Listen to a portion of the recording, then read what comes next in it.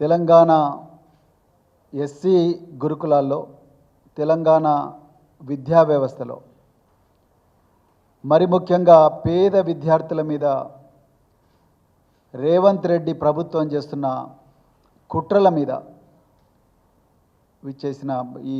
ఏర్పాటు చేసిన ఈ ప్రత్యేక అత్యవసర మీడియా సమావేశానికి వచ్చిన మీడియా మిత్రులందరికీ కూడా మరొకసారి నమస్కారం. జై తెలంగాణ. మిత్రులారా, ఈరోజు కేసీఆర్ గారి పాలనలో గత 10 సంవత్సరాల్లో 300 నుండి దాదాపుగా 1000 గురుకులాలను ఏర్పాటు చేసి 7 లక్షల మంది నుంచి 10 లక్షల మంది విద్యార్థులకు నాణ్యమైన అంతర్జాతీయ స్థాయి ఇంగ్లీషు విద్య మరి ఇవ్వబడితే, ఈరోజు 9 నెలల క్రితం గద్దెనెక్కిన రేవంత్ రెడ్డి కాంగ్రెసు ప్రభుత్వం ఈ గురుకుల విద్యాలయాల్ని పూర్తిగా శిథిలం చేసే కుట్ర చేస్తున్నది అన్నారండి. కుట్ర చేస్తున్నది. ఇది నిన్న ఎస్సీ గురుకులాల్లో ప్రత్యేకించి ఈ కుట్రల్లో పూర్తిగా సమిధలవుతున్నది ఎస్సీ వర్గాలకు చెందిన విద్యార్థులు, మరి ఇతర వర్గాలకు చెందిన విద్యార్థులు. నిన్న ఎస్సీ గురుకులాల్లో రాత్రికి రాత్రే 2000 మంది ఉపాధ్యాయులను డ్యూటీల నుంచి తొలగించారు. దీంట్లో పార్ట్ టైం ఉపాధ్యాయులు ఉన్నారు, గెస్ట్ లెక్చరర్లు ఉన్నారు, సబ్జెక్ట్ అసోసియేట్స్ ఉన్నారు, అసిస్టెంట్ కేర్ టేకర్స్ ఉన్నారు, ఎలక్ట్రీషియన్లు ఉన్నారు, ఇంకెందరో ఉన్నారు. వీళ్ళందరూ కూడా ఈరోజు రోడ్ల మీదకి వచ్చిండ్రు. వీళ్ళ కుటుంబాలన్నీ కూడా రోడ్ల మీద పడ్డాయి. వీళ్ళందరి నియామకం కూడా బోర్డుల అనుమతితోనే జరిగింది. ఆనాడు గౌరవ జగదీష్ రెడ్డి గారు సాంఘిక సంక్షేమ శాఖ మంత్రిగా ఉన్నారు. దాని తర్వాత గౌరవ కొప్పుల ఈశ్వర్ గారు సాంఘిక సంక్షేమ శాఖ మంత్రిగా ఉన్నారు. వాళ్ళిద్దరి హయాంలోనే జరిగిన బోర్డు మీటింగ్ల ద్వారానే వీళ్ళందరి నియామకాలు జరిగినాయి.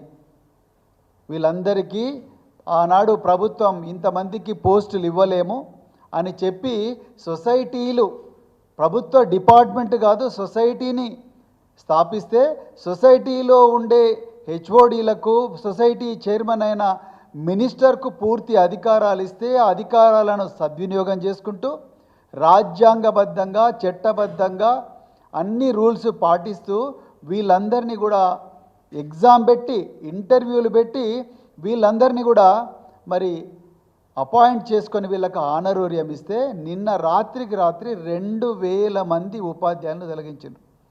రేపు జాతీయ ఉపాధ్యాయ దినోత్సవం జరుపుతున్నాం. ఈరోజు 2000 మంది ఉపాధ్యాయుల నోట్లో మట్టి కొట్టింది రేవంత్ రెడ్డి ప్రభుత్వం. ఈ శాఖకు మంత్రి ఎవరో కాదు, సాక్షాత్తు ముఖ్యమంత్రే ఈ శాఖకు మంత్రి. ఈ అనాలోచిత చర్య వల్ల, ఈ కుట్రపూరితమైన చర్య వల్ల 2 లక్షల మంది ఎస్సీ విద్యార్థుల జీవితాలు రోడ్డున పడతాయి, వాళ్ళ కుటుంబాలు రోడ్డున పడతాయి.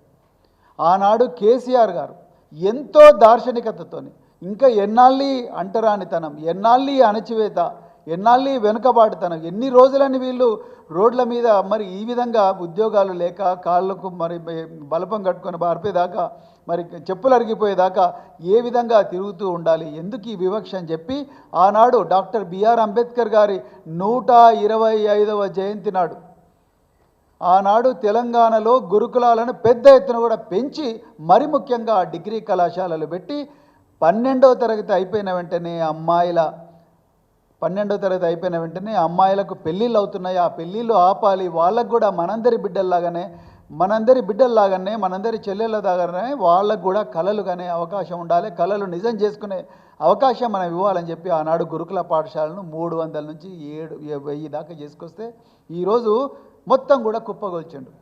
ఈరోజు ఈ 2000 మందిని తీసేయడం వల్ల జరిగింది ఏదో ఇప్పుడు నష్టం జరిగింది అని నేను చెప్తా.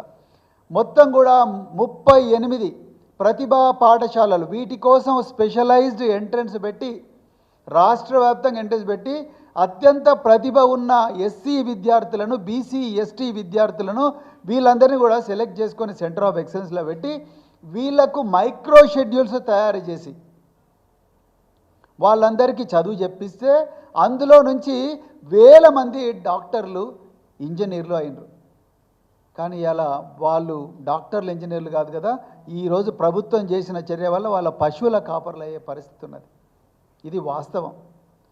38 సెంటర్ ఆఫ్ ఎక్సలెన్స్లు ఒక్కసారికి క్లోజ్ అయిపోతాయి. వాళ్ళందరూ కూడా ఇలా రోడ్ల మీదకి వచ్చిండ్రు.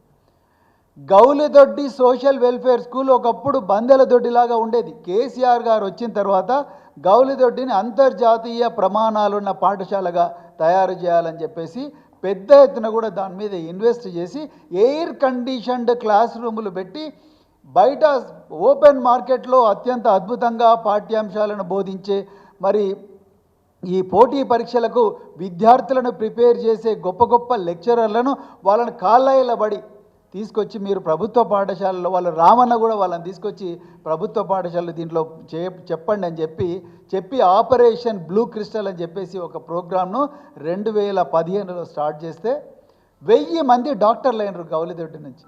ఇలా గౌలిదొడ్డి అనేది మూతపడే ప్రమాదం ఉంది. మీరు నమ్ముతారో నమ్మరో, గౌలిదొడ్డిలోనే ఉపాధ్యాయులు సమ్మె చేసే పరిస్థితికి వచ్చింది. మరి రేవంత్ రెడ్డి ప్రమేయం లేకుండా జరుగుతుందా ఇది? అదేవిధంగా 24 క్రీడా పాఠశాలలు పెట్టడం జరిగింది. Handball, boxing, chess, judo, athletics, cricket, మహిళా క్రికెట్, పురుషుల క్రికెట్, ఇట్లా 24 క్రీడా అకాడమీలు పేద పిల్లల కోసం, ఎస్సీ పిల్లల కోసం పెడితే ఆ క్రీడా అకాడమీల నుంచి ఈరోజు ఉదయం నుంచి అవి బంద్ అయిపోయినాయి. ఆ పిల్లలు ఏడుస్తున్నారు. ఆ హ్యాండ్బాల్ క్రీడల్లో నుండే వచ్చిన ఒక బిడ్డ, ఈయన పేరు తిరుపతి అండి.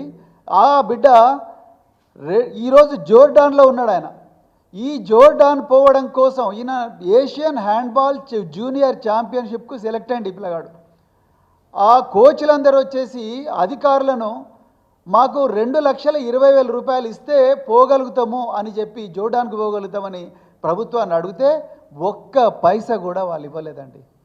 ఈరోజు గురుకులాల బడ్జెట్ 1000 కోట్లు, ఎస్సీ గురుకులం బడ్జెట్ 1000 కోట్లు. 1000 కోట్ల నుండి 2 లక్షల రూపాయలు కూడా ఇవ్వలేరా రేవంత్ రెడ్డి గారు? మీరే ఆ శాఖ మంత్రి కదా. 2 లక్షల రూపాయలు. ఇది చూసిన వెంటనే మా నాయకులు కేటీఆర్ గారు వెంటనే ఈ పిల్లవాడికి కావాల్సిన ఖర్చంతా కూడా నేను ఇస్తానని ట్వీట్ చేశారు. కేటీఆర్ గారికి ఉన్న దార్శనికతలో కానీ దాతృత్వంలో కానీ 1% ఉన్నా మీకుందా రేవంత్ రెడ్డి గారు? 2,20,000 రూపాయలు కూడా మీరు 2,20,000 రూపాయలు కూడా ఇవ్వలేరా ఈ పేద పిల్లలకు? మరి ఎవరి కోసం పెట్టుకున్నారు బడ్జెట్? ఎక్కడ పోయిండు మీ ఉప ముఖ్యమంత్రి మల్లు భట్టి విక్రమార్క గారు? 2 లక్షల కోట్ల బడ్జెట్ అని చెప్పి అసెంబ్లీలో మరి ప్రవేశపెట్టింది కదా, దాంట్లో 2 లక్షల రూపాయలు ఈ పేద పిల్లవాడి కోసం ఇవ్వలేరా? కేసీఆర్ గారు 38 సెంటర్ ఆఫ్ ఎక్సలెన్స్లు పెడితే ఆ ఫోటోలు ఇవ్వండి కొంచెం. 38 సెంటర్ ఆఫ్ ఎక్సలెన్స్ పెడితే ఈ అమ్మాయి పేరు గంపల ప్రవళిక. ఈ అమ్మాయి ఆటో డ్రైవర్ కూతురు. ఈ అమ్మాయి అమెరికాకు పోయింది, ఒక ఆటో డ్రైవర్ కూతురు. ఇలాంటి అమ్మాయిలు అబ్బాయిలు వందల మంది అమెరికాకు లేకపోతే ఇతర దేశాలకు పోయి చదువుకున్నారు. అదేవిధంగా కేటీఆర్ గారు, ఈ అమ్మాయి పేరు సోనియా, తల్లిదండ్రులు ఎవరు లేరు. ఈ అమ్మాయి అమెరికాలో వాషింగ్టన్ డీసీలో చదువుకున్నది 1 ఇయర్. అదేవిధంగా ఆనాడు పేద పిల్లలంటే ఓన్లీ రోడ్ల మీద చెప్పులు లేకుండా నడవడం కాదు, గుర్రపు స్వారీ కూడా చేయాలి. ఉత్తర భారతదేశంలో దళితులు గుర్రాలెక్కితే వాళ్ళందరి మీద రాళ్లతో కొడుతున్నారు అగ్రవర్ణాలని చెప్పి ఆనాడు కేసీఆర్ గారు వీళ్ళకు గుర్రపు స్వారీ కూడా నేర్పించండి అని చెప్పేసి చెప్తే గుర్రపు స్వారీ ఆనాడు పేద పిల్లలకు నేర్పించినాం. ఈ పిల్లవాడు వంశీ పెద్దపల్లి నుండి ఈరోజు ఇండియన్ మ్యారిటైమ్ యూనివర్సిటీలో చదువుకొని మర్చెంట్ నావీలో పసిఫిక్ మహాసముద్రం, అట్లాంటిక్ మహాసముద్రంలో పెద్ద పెద్ద పడవల్లో క్యాడెట్గా పనిచేస్తూ ఉన్నాడు. ఇలాంటి బిడ్డలను 300 నుంచి 400 మందిని ఆనాడు కేసీఆర్ గారు ఒక్కొక్కరి మీద 4 నుంచి 5 లక్షల రూపాయలు ఖర్చు చేసి పంపించిండ్రు. ఇవన్నీ ప్రోగ్రాంలు ఇలా బంద్ అయినాయి. ఈ అమ్మాయి పేరు దర్శనాల సుష్మా, అనాథ. ఈరోజు అమెరికాలో ఒక సాఫ్ట్వేర్ కంపెనీలో మేనేజర్గా పనిచేస్తుంది. ఈమె మరి స్కై డైవర్ కూడా. ఇలాంటి బిడ్డలను 100 మందిని తయారు చేశారు. గౌలిదొడ్డి గురుకుల పాఠశాల నుండి అత్యంత పేదరికంలో ఉన్న బిడ్డల నుంచి 1000 మంది డాక్టర్లను తయారు చేసింది ఇదే సెంటర్ ఆఫ్ ఎక్సలెన్స్లో. వీళ్ళందరూ కూడా గాంధీ మెడికల్ కాలేజ్ చదువుతున్న పిల్లలు. అదేవిధంగా ఇండియన్ మ్యారిటైమ్ యూనివర్సిటీలో చదువుతున్న పిల్లలు. వీళ్ళందరూ ఏమో డాక్టర్లు. అదేవిధంగా రాణి అనే అమ్మాయి 12వ తరగతిలోనే పెళ్ళిళ్ళు చేస్తామంటే ఆనాడు ముఖ్యమంత్రి గారు కేసీఆర్ గారు దార్శనికతతో 30 డిగ్రీ కళాశాలలు పెడితే ఈ అమ్మాయి అక్కడ చదువుకొని ట్విట్టర్, ఎయిర్బిఎన్బి లాంటి గొప్ప గొప్ప కంపెనీల్లో 35 లక్షల సంవత్సరం ప్యాకేజీలో ఉద్యోగం సంపాదించుకున్నది మిత్రులారా.